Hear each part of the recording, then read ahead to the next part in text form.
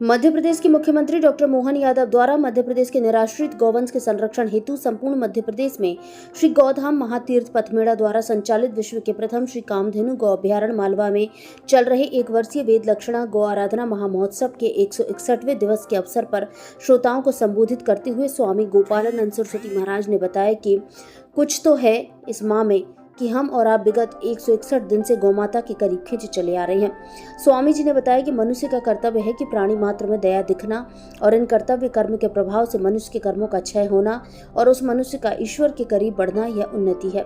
बाकी इन कागज के टुकड़ों एवं सोने चांदी के टुकड़ों में क्या रखा है, अर्थात जो चीज मरने के बाद साथ आए वही हमारे जीवन की सच्ची प्रोग्रेस कहलाती है। बाकी ये कचरा तो धरती पर रहने वाला है। ये सोना चांदी धन दौलत गाड़ी बंगला खेत कुएं मकान दुकान ये सब यही रहने वाले हैं। आपके साथ जो आ सकते हैं वही आपकी असली प्रोग्रेस है। आपके साथ केवल आपके सत्कर्म ही जाएंगे और उन सत्कर्मों को श्रेष्ठ बनाने का केवल एकमात्र साधन है तो वह है भगवती गौमाता की निष्काम भाव से सेवा, यानी गाय माता सुखी रहें इस बात की चिंता हम कर लेंगे तो बाकी हमारी सारी चिंता भगवती गौमाता दूर कर देगी। स्वामी जी ने सुरभि गौमाता के प्रकट होने के बारे में बताया कि राजा दक्ष प्रजापति के मुख की सुगंध से प्रकट हुई, वहीं गौमाता राजा दक्ष की पुत्री सुरभि गौमाता कहलाई। गाय माता धरती का पोषण करती हैं, अर्थात गाय माता का गोबर धरती का पोषण करता है और जल तत्व रूपी पोषण गौमूत्र के माध्यम से व घी के माध्यम से आकाश तत्व का पोषण होता है और यज्ञ के माध्यम से वायु का पोषण होता है और गौ माता गोलोक जाने का सुगम मार्ग है और गाय माता की कृपा से ही मानव में मानवता आती है। भारत संवाद से ईश्वर राठौर की रिपोर्ट। गुणातीत रहित जीव स्वयं ब्रह्म हो जाएगा। बाहर से कहने से बात नहीं मिलेगी। हमारी जीव कहे कि अहम ब्रह्मास्मि, ये स्वीकार्य नहीं है। आवाज अंदर से आनी चाहिए, अहम ब्रह्मास्मि, मैं ही तो ब्रह्म हूं। ये तभी होगा जब जीव और ब्रह्म की एकता होगी। जीव और ब्रह्म की एकता तभी होगी जब हम गुणों से ऊपर उठेंगे। और गुणों से कब ऊपर उठेंगे? सबसे पहले हमारा खान पान शुद्ध होना चाहिए।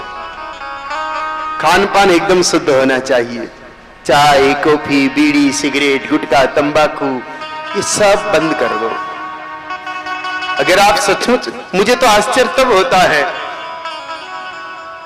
आज बहुत सत्संगी बुजुर्ग बैठे हैं, आश्चर्य तब होता है जब निर्गुणी भजन संध्या में 4 घंटे तक भजन गाते और थोड़ी देर बाद कहते चाय बनाना। भाई क्या पाया भाई तुमने?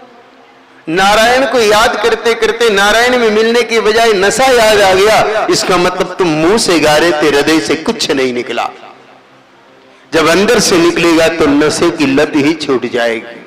फिर नशा सिर्फ एक का ही रहेगा और वो नारायण का रहेगा। नशा ही करना है तो नारायण का करो। ये चाय कॉफी बीड़ी सिगरेट गुटखा तंबाकू जिसका नशा कुछ देर में छूट जाना है, उस नशे के चक्कर में क्यों आना है?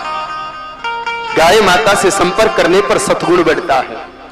संपर्क का मतलब दूध के लालच से संकल्प करने वालों को तो दूध मिलेगा, लेकिन जिसके मन में लालच कुछ नहीं है, सिर्फ इसलिए कि मुझे गुणातीत होना है, मुझे प्रभु को पाना है, और गौ माता मेरे लिए बहुत बड़ा साधन है, क्योंकि प्रभु इससे प्यार करते हैं और जिससे भगवान प्यार करे उससे हम प्यार करने लगे तो भगवान मिलेंगे ही।